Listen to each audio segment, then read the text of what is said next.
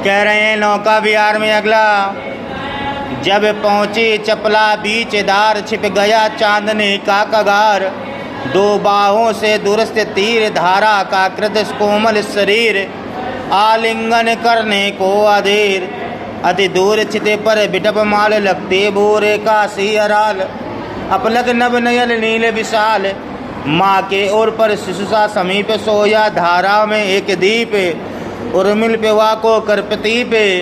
वह कौन भी क्या विकल को के उड़ता रहने निज विकल शोक, छाया की कोकी का विलोक। अब इसका पूरे का प्रसंग क्या होगा लिखोगे। इसमें कवि ने नौका विहार के गंगा के तट का और प्राकृतिक वर्णन किया है, किस प्रकार से प्रकृति और गंगा का किनारे का मिलन और उस समय का जो वातावरण है उसके बारे में बताया गया है। यहाँ पर कवि कह रहा है कि जब पहुँची चपला बीचदार, चपला का मतलब है नौका से, नाव से। वह जो नाव है वो कहाँ पहुँच गई, बीच धारा में, यानी गंगा के बीच में, बीचों बीच पहुँच गई।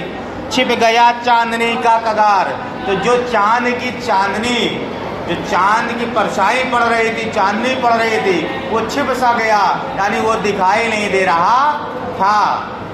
बात है में जब नाव गंगा के बीचों बीच पहुंच गई तो जो चांद की चांदनी थी, चांद की जो परछाई था, प्रतिबिंब था, वो दिखाई नहीं दे रहा था। तो क्या हो गया, दो बाहों से दूरस्थ तीर, धारा का कृष कोमल शरीर, आलिंगन करने को अधीर। अब क्या था, वो जो दो छोर थे किनारे, जहाँ से ये आए थे जहाँ पे जाना है, दो छोर हो गए, वो दो बाहें हो गई। ऐसा लग रहा था मानो दूरस्थ तीरदार, जो दूर किनारे, जो दूर से किनारा दिख रहा है वो कृष कोमल शरीर, और ये जो नदी का शरीर है वो नारी रूप का है। तो ये जो किनारे हो गए वो दो बाहें हो गई, बाहें यानी हाथ। ऐसा लग रहा था मानो वो दो बाहें इस पूरे प्रभाव को, यानी कह रहा है दो बाहों से दुरस्त तीर, जो दोनों किनारे हैं वो दोनों किनारों को दोनों बाहों से आलिंगन करना चाहते हो, यानी गले से लगाना चाहते हो, ऐसा लग रहा था।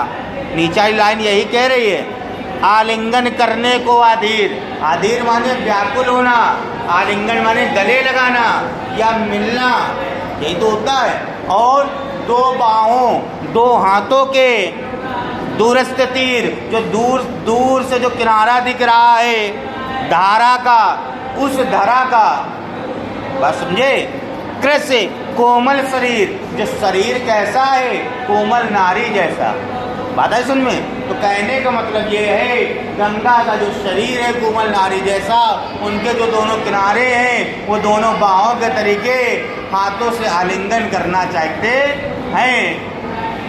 और क्या कह रहा है, अति दूर क्षितिज पर बिटप माल, लगती बूरे का सियराल, अपलक नभ नील नयल विशाल। देखो कह रहा है अपलक नभ, नभ माने आकाश, नील नयल विशाल, और धरातल पर जो ये नीला, नीला आसमान भी, नीली नदी भी है, विशाल का है आसमान भी, विशाल का है नदी भी है। इन दोनों के बीच में दूर किनारे पर एक चीज नजर आई। क्या नजर आई, अति दूर क्षितिज पर, क्षितिज यानी धरती पर जहाँ जल नहीं है, अति दूर, थोड़ी वहाँ से बहुत दूर, क्षितिज यानी धरा पर, बिटप माल लगती, बिटप माल पंक्तिदार, पंक्तिदार लग रहा है। क्या, भूरे का सियराल, पेड़ खड़े हुए हैं, यानी वहाँ से कुछ दूर पे देखा तो धरातल पर लगातार पंक्ति में कुछ पेड़ खड़े हुए दिख रहे हैं, जो आसमान और इस जल के बीच की जो नीलापन है उसके बीच में स्थापित दिख रहे हैं या दिखाई दे रहे हैं, ऐसा यहाँ बता रहा। ठीक, और आगे क्या है, माँ के उर पर शिशु सा समीप सोया, धारा में एक दीप, उर्मिल प्रवाह को कर प्रतीक। कह रहा है माँ के उर पर शिशु का, शिशु सा, ऐसा लग रहा है जैसे माँ है और माँ के सीने में कोई शिशु सोया हुआ हो। माँ इसे आंचल में लेके सुलाती है, जब अपना सोते तो ऐसे लिटा लेंगे तो वही लेट जाओ वही। तो ऐसा लग रहा है जैसे माँ के सीने में कोई शिशु सोया हुआ है। वो शिशु कौन है? समीप धारा में एक दीप, जो गंगा धारा थी बीच में चल रहे थे, वहीं बीच में एक दीप, यानी ऐसा उठा हुआ भाग, दीप उसे कहते हैं जल में उठा हुआ भाग जहाँ जल ना हो, इसे कहते हैं। बीच में टापू बना रहता है ना, टापू बनाया जाता है। लेकिन वो दीप ऐसा है, बड़ा सा शिला कोई होगा इसमें जल जब बहुत ज़्यादा बढ़ता हो तो होता होगा, वरना वो दीप। तो कह रहा वो दीप एक दिख रहा था दूर, एक वो दीप जल के बीच में एक दीप दिख रहा था। और मेर प्रवाह को कर प्रतीप, जो इस प्रवाह धारा में अपने आप को ऐसा प्रतीत कर रहा था जैसे वहाँ पर वो सोया हुआ हो। वो कैसा सोया हुआ लग रहा था? जैसे कोई शिशु अपने माँ के सीने में सोया हुआ लगता है, ऐसा ही वह दीप उस गंगा के बीचों बीच लग रहा था। बात है समझ में? और क्या कह रहे? वह कौन भी एक माने पक्षी, अरे वो कौन पक्षी है? क्या विकल को, अरे वो इतना व्याकुल क्यों है? क्या कारण है? वह कौन भी है क्या विकल को के उड़ता हरने निज विरह सो के छाया की कोकी का विलोक। कह रहा अरे ये नदी के ऊपर ये कौन पक्षी उड़ रहा है? क्या ये चकवा पक्षी है? क्या ये चकवा पक्षी है जो अपनी चकवी से बिछड़ गया है इसलिए इतना व्याकुल है? और क्या ये अपनी परछाई जल में देखकर उसे चकवी समझकर अपनी व्याकुलता को मिटाना चाहता है, यानी उससे मिलना चाहता है?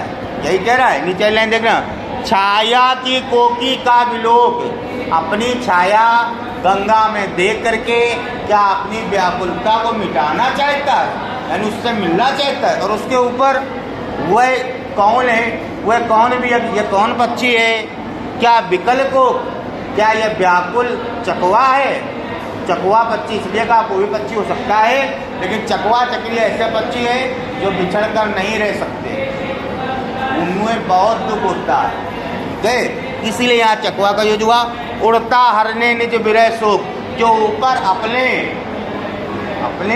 चकवी को ढूंढ करके ढूंढ रहा है, इसलिए उड़ रहा है कि व्याकुलता शांत हो जाए। बात है समझ में? रिवीजन कर लो।